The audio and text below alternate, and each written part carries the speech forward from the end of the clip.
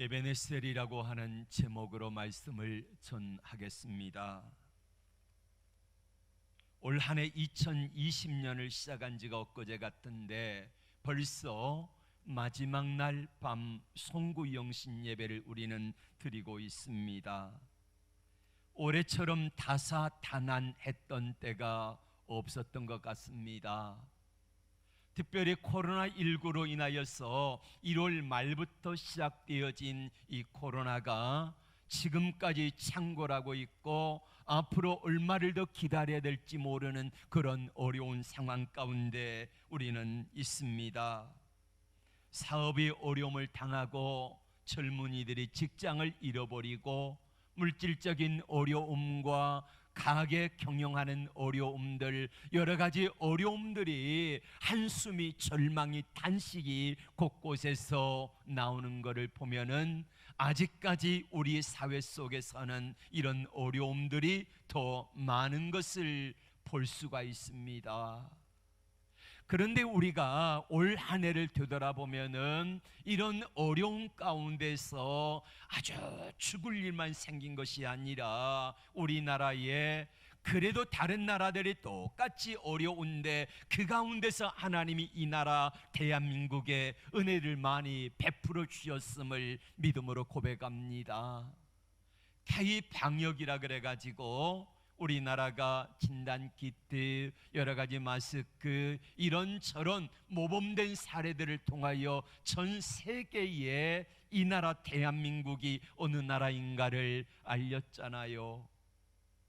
아무도 관심을 가져주지 않던 나라, 그랬던 이 작은 나라가 이번 코로나로 인하여서 전 세계에 알려지는 그런 은혜도 있었다는 말입니다. 전 세계에서 코로나가 끝나면은 다시 한번 가보고 싶은 나라, 여행을 가보고 싶은 나라 1등이 이 나라 대한민국인 것을 생각해 보면은 참 이번 코로나가 우리에게 절망도 되었지만은 어쩌면은 코로나가 끝나고 나서 그 이후에 하나님이 주실 은혜와 축복들을 생각하면은 무궁무진한 어마어마한 하나님의 은혜가 있음을 생각할 때에 우리는 또 다른 기대를 해봅니다. 이런 어려운 상황 가운데서 우리나라에 K방역, 그 다음에 또 뭐 K자가 붙어가지고 많이들 회자가 되었지 않습니까? 봉준호 감독의 영화가 그 어려운 가운데 우리 국민들의 마음속에 정말 어려운 때에 우리 국민들의 마음을 시원하게 해주는 오스카상 3개나 받았지 않습니까? 이런 일이 있었고 BTS라고 하는 젊은이들이 전 세계에 그 미국의 빌보드 차트 핫 100이라든지 아니면은 뭐 빌보드 100 여기에 계속해서 몇 번째 1등을 하는 거는 전 세계에서 없던 일이잖아요. 참 멋진 젊은이들을 통하여서 우리나라 이 작은 나라에 그 BTS와 여러 가지 그 K-팝이라든지 이런 것들을 보기 위해서 한국어를 배우는 사람들이 많고 한국에 그렇게 해서 밀려오고자 그렇게 줄을 서서 기다리는 사람들이 많다는 소식을 들으면은 왠지 우리의 마음이 기쁘고 어깨가 좀 올라가고 어려운 가운데서도 위안이 되는 줄로 믿습니다. 여러분, 힘들고 어려운 가운데서도 이번 코로나로 인하여서 이 어려운 시국에도 좋은 소식들이 군데군데 들려온 것은 참으로 다행한 일이 아닐 수 없습니다. 야곱은 자신의 일생을 이제 거의 정리할 즈음에 애굽으로 건너갔습니다. 바로왕 앞에 섰지요. 바로왕이 묻습니다. 내 나이 얼마뇨? 그때 야곱이 대답하기를 내 나이 137세인데 험악한 세월을 보내었나이다 라고 말을 합니다. 내 나이 130인데 험악한 세월을 보냈습니다. 여러분, 야곱의 생애 가운데 험악한 세월을 보냈다는 말의 의미는 어쩌면은 정답인지도 모르겠습니다. 그런데 한번 보세요. 야곱이 전 생애가 험악한 세월을 보낸 건 아니잖아요. 야곱이 사랑하는 아내 라헬을 얻기 위하여서 7년을 수일같이 보낼 때에 기쁨이 있었잖아요. 그뿐만 아니라 외삼촌 집에서 살아갈 때 힘들고 어려운 일만 있었습니까? 아니잖아요. 야곱의 전 생애를 되돌아보면은 험악한 세월만은 아니었다는 말이에요. 그런데 몇 가지 힘들고 어려운 일들 때문에 나머지 많은 부분들이 하나님의 은혜도 있었고 하나님의 사랑도 있었고 꿈 같은 시간도 있었는데 그게 험악한 세월처럼 다 그 어려움 가운데 묻혀버리고 덮여버리더라 이것입니다.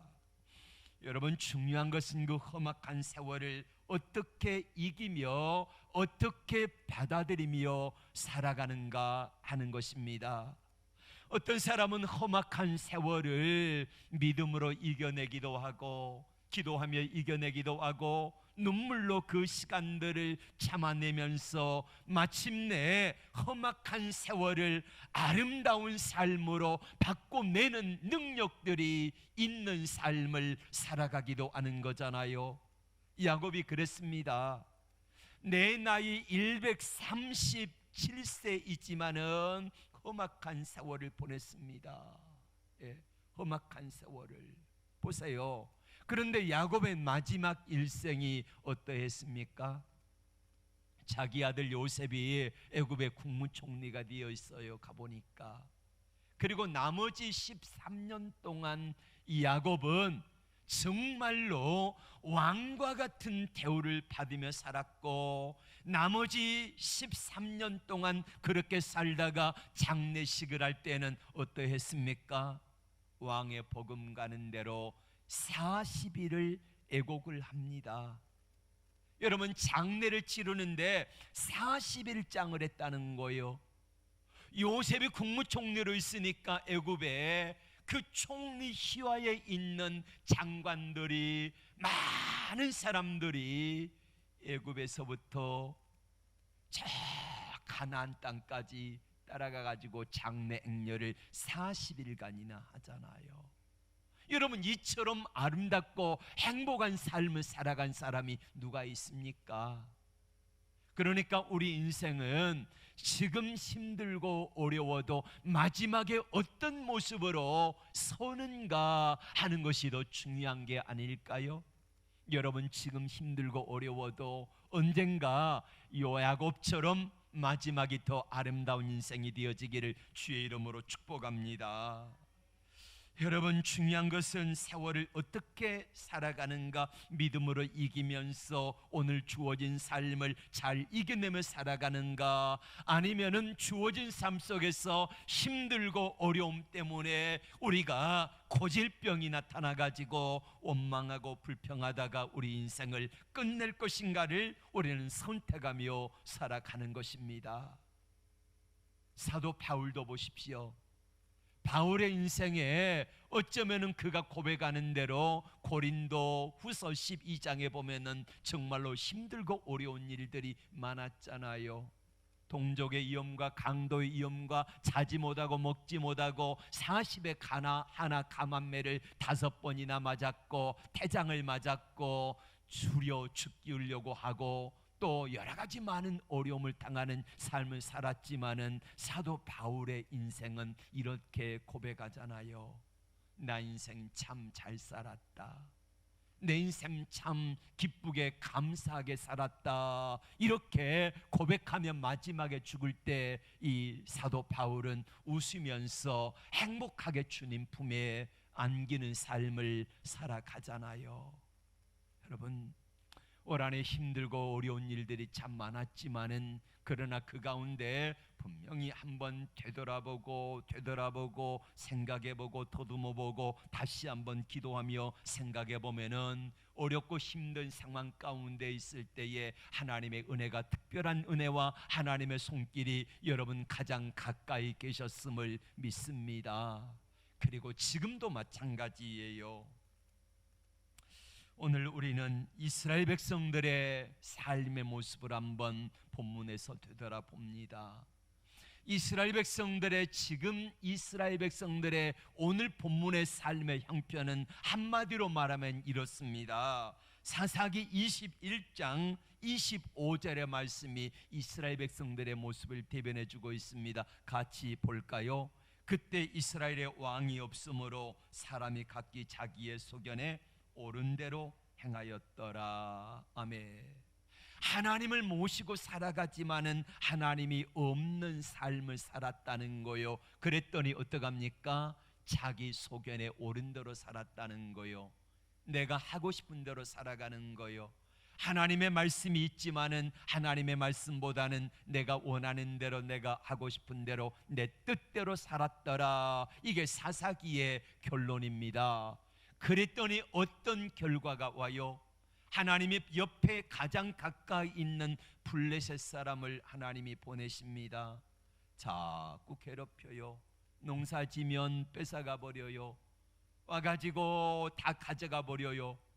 계속해서 이런 어려움을 당하니까 이스라엘 백성들이 하나님 앞에 부르짖기 시작했습니다. 그랬더니 하나님께서 사사 사무엘을 허락하여 주셨고, 오늘 사무엘이 이스라엘 백성들을 미스바 광장에 다 불러 모았습니다. 그리고 하나님 앞에 예배를 드리기 시작한 거예요.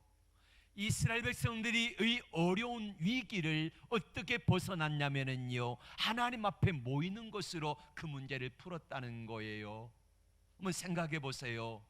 블레셋 사람들이 농사 지은 것 다 와서 가져가 버립니다. 모압 암몬 사람들이 와서 가져가 버립니다. 저 위에 있는 사람들이 가져가 버립니다. 애굽 사람들이 와서 가져가 버립니다. 그래서 남은 게 없어요.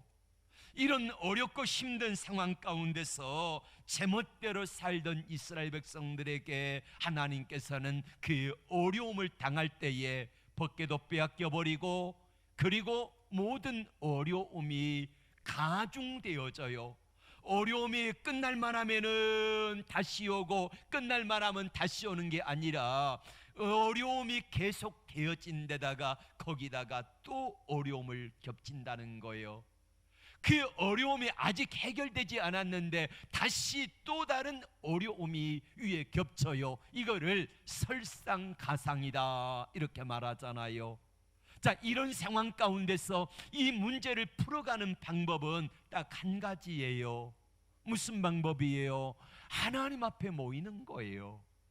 하나님 앞에 모여서 하나님의 뜻이 무엇인가를 듣고 하나님이 우리에게 뭐라고 말씀하시는가를 듣는, 이것이 가장 먼저 해야 되는 일이라는 거예요. 그래서 사무엘은 이스라엘 백성들을 다 불러 모았습니다. 미스바 광장으로 모았지요. 그래서 수백 년 만에 여호수아가 죽은 이후에 사사기가 약 한 350년 정도 되어지거든요.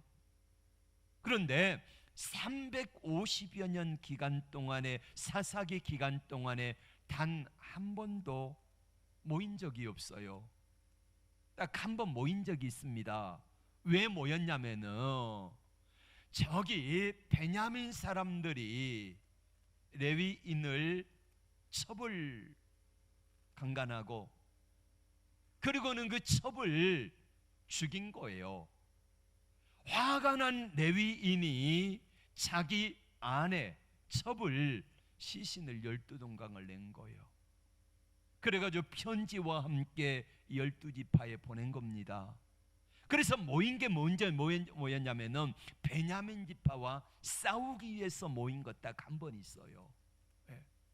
하나님 앞에 예배를 드리고 하나님의 뜻을 묻고 하나님이 기뻐하시는 일을 위해서 모인 적이 없다는 말이에요. 350여 년 이상을 말입니다. 그러다가 약 한 400여 년 만에 이스라엘 백성들은 미스바에 처음으로 부흥하기 위해서 모입니다. 하나님의 뜻을 묻기 위해서 모였습니다. 그렇게 해서 하나님 앞에 모여서 저들은 나아가는데, 하나님 앞에 하나님께서 이제 사무엘을 통하여 3절에 이렇게 말씀을 하십니다. 3절 같이 볼까요? 사무엘 이스라엘 온 족속에 일러 가로되 너희가 전심으로 여호와께 돌아오려거든 이방 신들과 아스라스를 너희 중에서 제하고 너희 마음을 여호와께 향하여 그만 섬기라. 너희를 블레셋 사람의 손에서 건져내시리라. 아멘. 우상을 버리라는 거예요.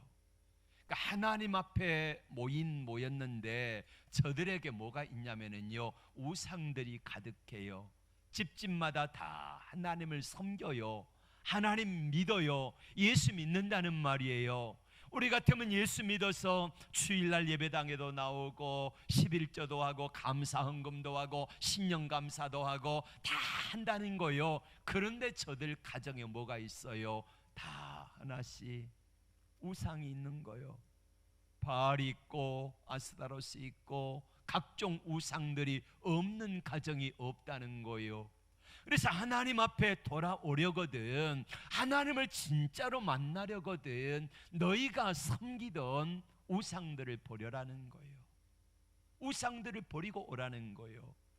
보세요, 야곱이 20년 만에 외삼촌 집에서 돌아왔습니다.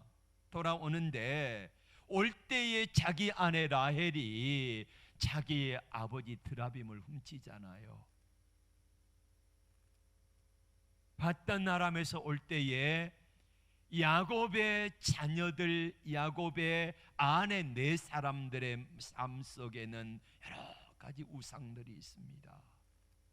그래서 그 문제가 생기는데, 그 문제가 뭡니까?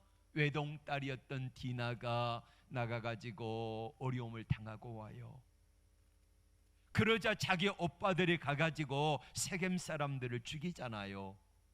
이런 비극이 계속될 때에 이 야곱은 하나님 앞에 기도하고 하나님이 말씀하심을 따라서 이제 베델로 올라가자. 20년 전에 나를 만나 주셨던 하나님, 나를 찾아오셨던 그 하나님을 만나러 가자. 그리고는 상수리 나무 아래다가 드라빔을 다 땅에 묻고요, 온갖 형상의 달신, 그 다음에 여러 가지 우상들의 형상의 금붙이, 은붙이, 폐물을 다 상수리 아래에다가 다 묻고 떠납니다. 그랬더니 세겜 사람들이 추격에 오지 아니하였더라라고 성경은 기록하고 있지 않습니까? 여러분, 올 한해 우리의 삶을 한번 되돌아보십시다. 우리가 예수님을 믿습니다. 하나님의 자녀 맞지요? 하나님의 자녀요, 예수를 믿는다고 하지만은 여전히 내 마음속에, 내 삶 속에 하나님이 아니 기뻐하시는 거, 하나님이 싫어하시는 거, 그러한 우상들이 있지 않은지를 되돌아보아야 합니다. 보여지는 외적인 우상들이 있으면은요, 이거는 과감하게 누구든지 다 제거합니다. 그런데 내적으로 보이지 아니하는, 하나님보다도 사랑하고 하나님보다도 소중하게 여기는 그러한 무엇인가가 있는 것은 우리가 잘 경각심을 갖지를 않아요. 그리고 그러한 우상들을 가지고 살아갑니다. 하나님께서는 오늘 말씀을 통하여 우리에게 그렇게 요구하십니다. 미스바로 모이라. 모여서 하나님 앞에 나오려거든 너희가 섬기는 것들, 너희가 하나님보다도 좋아하는 것들, 그러한 우상들을 다 버려라. 이렇게 우리에게 말씀을 하시는 거예요. 그리고 우상을 버리고 하나님 앞에 6절에 보니까 회개하라라고 말씀합니다. 회개하라. 우리 6절 말씀 같이 볼까요? 그들이 미스바에 모여 물을 길어 여호와 앞에 붓고 그날에 금식하고 거기서 가로되 여호와께 범죄하였나이다 아니라. 아멘. 회개란 무엇입니까? 과거로부터 돌이키는 거잖아요. 지금에 있는 부정한 거, 부끄러운 거, 더러운 것들로부터 결별하는 것이 회개 맞지요? 우리가 아닙니다, 잘못했습니다, 다시는 안 할게요, 이 수준에서 머무는 것은 회개가 아니라는 말이에요. 우리는 계속해서 어제 개가 토한 것을 먹듯이 여전히 다음날 되면 토한 것도 주워 먹고 잘못했습니다, 다음날 또 토한 것 주워 먹고 잘못했습니다. 그러면은 어떠겠냐는 거예요. 참된 회개란 있는 것에서부터 돌이키는 거지요. 다시는 그 길로 돌아가지 않는 겁니다. 이게 진정한 참된 회개라는 말이에요. 하나님께 향하는 첫 발걸음이 바로 회개에서 시작되어지는 거요. 하나님의 축복의 발걸음이 회개에서부터 시작이 되어지는 거예요. 우리가 하나님 앞에 온전한 회개를 하지 못하면은 계속해서 다람쥐 쳇바퀴 돌듯이 계속해서 그 자리에 머물 수밖에 없다는 거예요. 어떤 사람이 바닷가에 가서 이제 바다로 나가기 위해서 노를 쳤습니다. 술을 한잔하고 그렇게 해서 이제 노를 쳤는데 밤새워 노지를 했는데요, 보니까 새벽녘에 보니까 술 깰 쯤에 보니까 이게 그 바닷가에 매놓았던 이 닷줄 있잖아요, 이거를 풀지 않고 계속해서 노질만 한 거예요. 그러니까 밤새도록 뭐 했어요? 그 자리에서 뱅뱅뱅뱅 돌기만 했지 한 발자국도 나가지 아니했더라 이겁니다. 여러분, 하나님 앞에 회개란 이와 같습니다. 과거로부터 잘못된 것들로부터 부끄러운 것들로부터 결별하는 것이 진정한 회개임을 알고 우리가 이거를 과감하게 끊어버리시기를 주의 이름으로 축복합니다. 이게 결별이 있어야 돼요. 그게 없으면은 하나님의 주시는 은혜와 축복들을 받을 수 있는 길이 막혀버린다는 거예요. 시편 68편 12절인가 보니까 우리가 마음속에 죄악을 품으면은 주께서 듣지 아니하시니라 이렇게 말씀하고 있습니다. 우리가 마음속에 죄악을 품으면은 우리 주님이 듣지를 않으신다는 거예요. 그러니까 회개하지 아니하면은 하나님을 만날 수도 없을 뿐만 아니라 하나님의 은혜와 축복들이 내 것이 될 수 없다는 거예요. 내 것인 것처럼 왔다가도 금방 썰물처럼 빠져나가 버리고 마는 거예요. 그러나 하나님이 나를 함께 하시고 하나님이 지켜주시고 하나님이 축복하시는 것들은 작은 것 같지만은 없는 것 같지만은 그러나 나중에 보니까 그게 가득하게 쌓여 있어서 넘쳐나게 되어질 줄로 믿습니다. 우리가 하나님 앞에 회개하지 않고 하나님 앞에 기도하면서 나갈 때에요, 하나님의 축복이 그렇게 크지 않아요. 네. 그러면서 우리는 하나님 앞에 이런 원망과 불평을 하지요.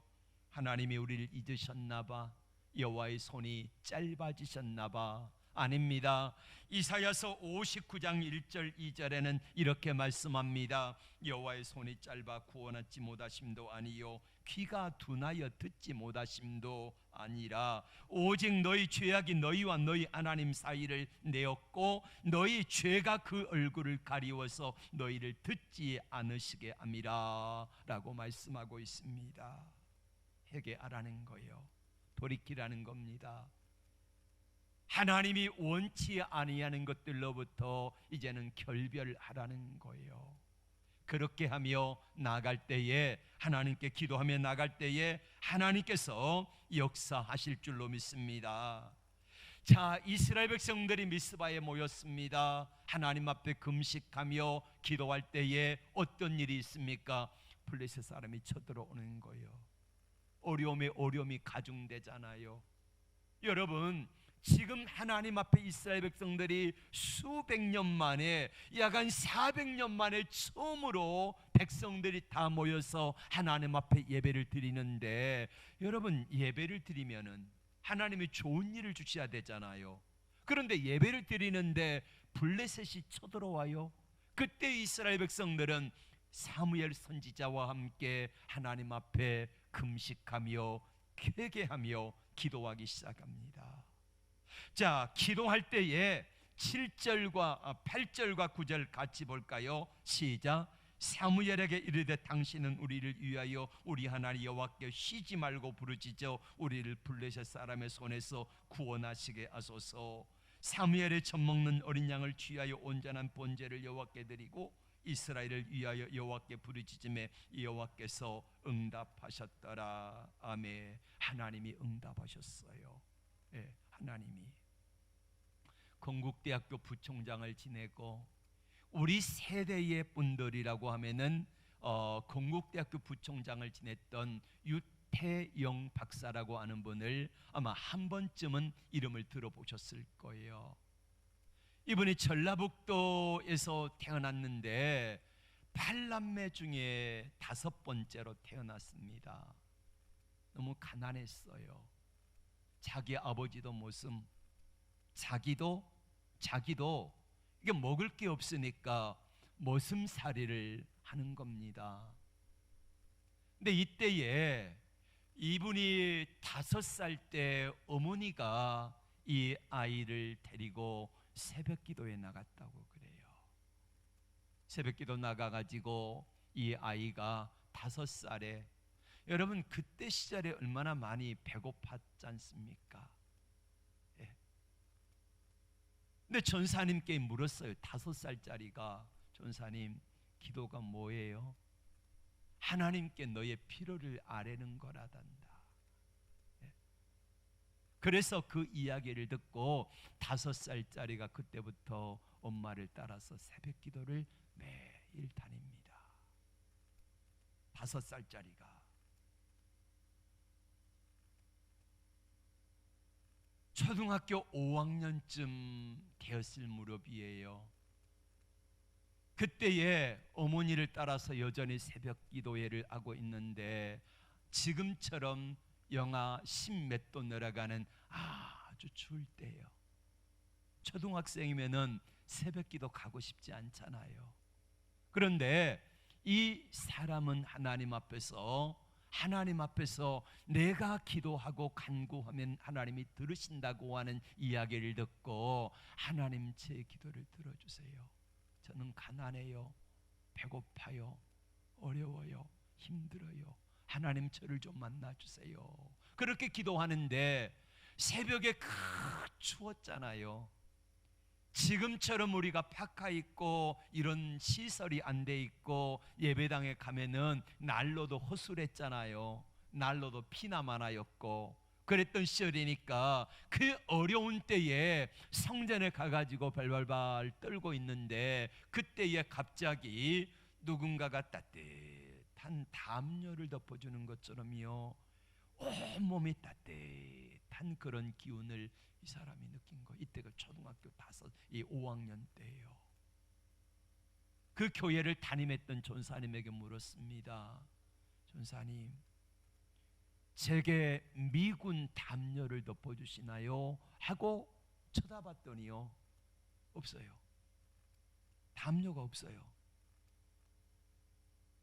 거기서 깨달은 거예요. 아, 성령께서 내 마음속에, 내 몸속에 찾아오셔서 나를 사랑의 담요로 뜨끈뜨끈하게 덮어주셨구나. 이거를 깨닫게 된 거예요. 그러니까 하나님의 성령이 나와 함께 하신다는 사실을, 거기 확신을 가지고 유태영 박사가 하나님께 기도하기 시작합니다. 그렇게 해서 16살까지 남의 집에 머슴살이를 하게 됩니다. 머슴살이를 하면서요 중학교 과정을 공부를 하게 돼요. 중학교 과정 공부를 하는데 초등학교는 졸업했으니까 이 아이가 워낙 똑똑하고 또 스스로 책을 사다가 공부를 했기 때문에 그때는 그 편입시험이 있었나 봐요. 그렇게 해서 편입시험을 봤는데 90점 이상 돼가지고 중학교 1, 2학년 과정을 건너뛰고 나이도 많으니까 중3으로 올라갑니다. 그리고 중학교를 졸업한 때가 16살인데 그때 중학교를 졸업하자마자 보따리를 싸가지고 무작정 상경을 해요. 하나님께 기도하면서 서울역의 대합실에서 그렇게 해서 이제 먹고 자고 구두 닦기를 하고, 그러면서 야간에는 학원에 그 칠판을 닦아주고 지워주고, 그러면서 이 사람이 야간 고등학교를 졸업하게 됩니다. 이 사람이요, 우리 옛날에 그 영어 사전을 콘사이스라 그랬잖아요. 이거를 한 장을 외우면은 씹어 먹어요. 그러면서 콘사이스에 나와 있는 단어뿐만 아니라 그 옆에 있는 문장까지 다 암기를 한 거예요. 그리고 고등학교를 졸업하고 나서는요, 대학을 가야 되는데 돈이 없잖아요. 당시에 우리나라가 농촌이 굉장히 어렵고 힘들 때에 농촌에 가장 부강한 나라가, 농어촌이 부강한 나라가 어딘가를 봤더니 덴마크예요. 그래서 유창한 영어로 편지를 씁니다. 덴마크 국왕에게 답장이 왔어요. 뭐라고 하냐면은, 자, 편지를 쓸 때 나는 이러이런 나라에 서 공부하는데 돈이 없습니다. 그런데 당신의 나라를 보니까 농어촌이 부강한 나라여서 당신의 나라에서 공부를 하고 싶습니다. 그러니 저를 좀 전 장학생으로 저를 좀 불러주십시오. 거기서 비행기표와 함께 전 장학생으로 생활비까지 다 받아가면서 유학을 갔어요. 대학을 졸업하고 나서는 이스라엘 또 왕에게, 이스라엘의 총리에게 편지를 썼습니다.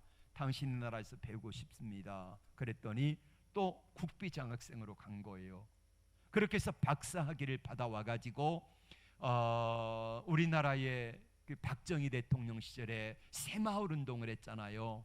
그때 새마을 운동할 때에 가장 앞장서서 이 일을 진두지휘했던 사람 중에 한 분이 유태영 박사예요. 이 양반이 이렇게 고백합니다. 아무것도 없는 8남매 중에 5째, 그 8남매 중에 자기 혼자 초등학교 졸업했대요. 나머지는 다 초등학교도 졸업 못하고 다 올라간 거예요. 밥벌이 한 거예요.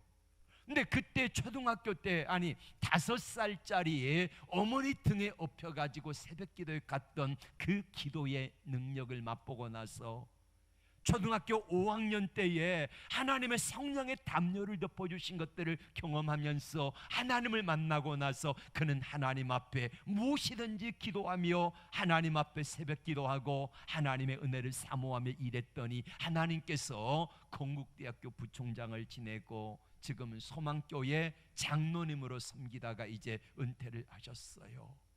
여러분, 우리가 하나님 앞에서 기도하면은 하나님이 들으신 줄로 믿습니다. 하나님은 살아계심을 믿습니다.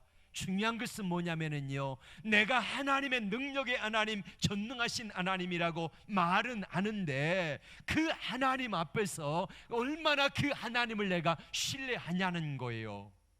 여러분, 여러분이 저에게 찾아옵니다. 찾아와서 목사님, 저는 목사님을요 정말로 신실한 주의 종으로 믿습니다, 이렇게 말하는데 제 앞에서는 말해요.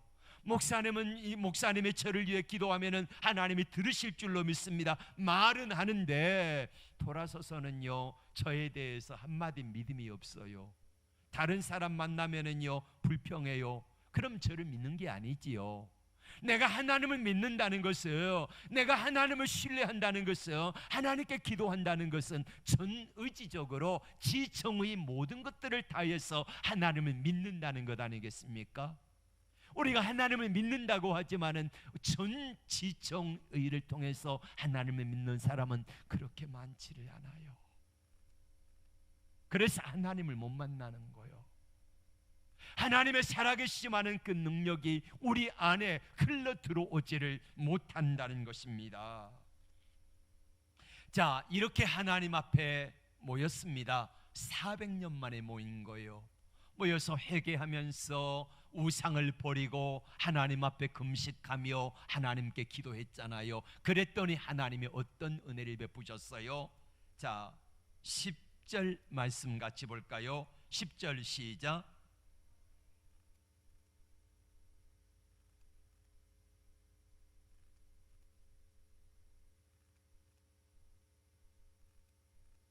그들을 어지럽게 하시니 그들이 이스라엘 앞에서 패한지라. 하나님의 그 어려운 전쟁에서 승리하게 해주세요. 예. 여러분, 당시의 이스라엘 형편과 블레셋 사람을 비교하면은 아마 이런 비유를 하면은 맞을 거예요. 예. 이스라엘 백성들은 당시에 부족국가 수준입니다. 왕이 없었던 때예요. 12지파가 뿔뿔이 나눠져 가지고 이것도 아니고 저것도 아닐 때라는 말이에요. 근데 블레셋은 어떤 나라였냐면은 이스라엘 백성들이 칼 한 자루 없는 청동기 문화를 지날 때에 여기 옆에 블레셋 사람들은 철기 문명을 가지고 있었던 사람들입니다. 게임이 안 된다는 거예요. 6.25 전쟁 때 우리가 초기에 왜 어려움을 당했습니까? 우리는 탱크라는 게 없었잖아요. 근데 북한군은 탱크를 밀고 내려왔어요.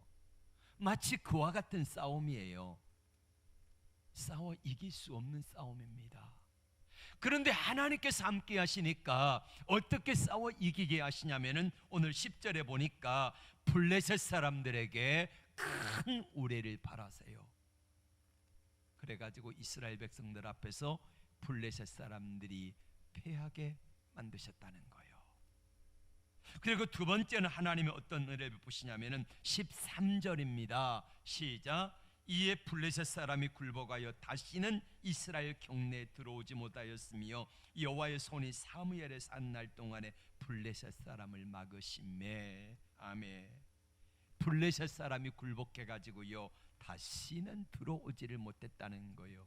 그러니까 하나님이 막아주시니까, 하나님이 지켜주시니까 그 이전에 이스라엘 백성들의 삶은 블레셋 사람들이 야 그러면은 형님 제발 한 번만 봐달라고 이러던 때인데, 이제는 블레셋 사람들이요 이스라엘 백성들이 그러면은 예 그러면 달려오는 그런 형국으로 바뀌었다는 거예요.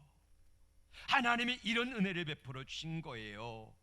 그리고 이제 잃었던 땅을 회복하고 평화가 찾아오는데 14절 말씀 같이 볼까요? 시작.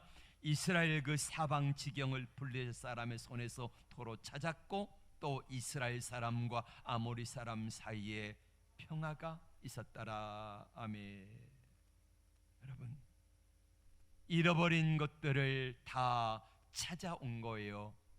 원래는 이스라엘 땅이었는데 그 이스라엘 땅이었는데 힘이 없으니까, 능력이 없으니까 블레셋 사람에게 빼앗겼던 땅, 그래가지고 남의 땅이 되었는데 하나님께서 그 땅을 찾게 하셔가지고 그 땅이 다 회복이 된 거예요. 뿐만 아니라 이 아모리 사람을, 블레셋 사람을 아모리 사람이라 그러는데 이 사람들과 이스라엘 사람들에게 뭐가 있었더라? 평화가 있었더라. 평화는 뭐가 있어야 평화가 이루어집니까?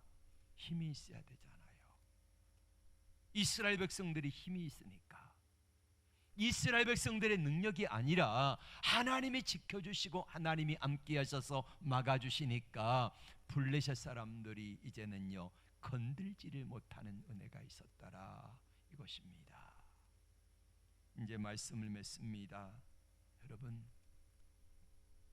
블레셋 사람들이 쳐들어와도 꼼짝없이 당할 수밖에 없었던 어려웠던 이스라엘 백성들의 형편, 그 어려운 문제를 해결하기 위하여 사무엘은 이스라엘 백성들에게 미스바로 모이라 했습니다. 모여서 하나님 앞에 금식하며 회개하며 기도하는데 어떤 어려움이 와요? 설상가상 블레셋이 쳐들어온 거예요. 그때에 사무엘과 이스라엘 백성들은 흔들리지 아니하고 하나님을 온전히 신뢰하고 하나님 앞에 기도하기 시작했습니다. 그랬더니 하나님께서 블레셋 사람들을 막으시는데 큰 우레소리로 인하여서 이스라엘 백성들 앞에 패하도록 만드니까 이 블레셋 사람들이 패해 도망가고, 도망가는 적군을 따라가 가지고 옛날에 잃어버렸던 땅까지 다 되돌려 받은 거예요. 올 한해 우리가 코로나로 인하여서 얼마나 많은 것들을 잃어버렸습니까? 얼마나 많은 것들을 빼앗겨 버렸습니까? 하나님께서 내년도에 2021년도 이제 약 한 5분 정도 남은 2021년도에 하나님의 은혜가 함께 하심으로 말미암아 우리가 올해 잃어버렸던 거, 2021년도에는 잃어버린 것보다 몇 배나 더 많은 것들을 하나님이 회복시켜 주신 은혜가 있기를 원합니다. 뿐만 아니라 힘들고 어려워서 마음이 불안하고 초조하고 평화가 없었는데 늘 걱정이고, 이것도 걱정이고 저것도 걱정이고, 이것도 두렵고 저것도 두렵고 힘들고 어려웠는데 그 어려웠던 것들을 다 하나님께서 보상하고 남을 만한 놀라운 은혜와 평강이 여러분들에게 주어지기를 주의 이름으로 축복합니다. 누구에게서 와요? 하나님에게서 오는 겁니다. 하나님에게서. 오늘 이스라엘 백성들에게 허락하였던 하나님의 특별한 은혜가 오늘 사랑하는 여러분들 가정, 직장, 사업, 자녀 위에 충만하기를 주의 이름으로 축복합니다. 기도하겠습니다.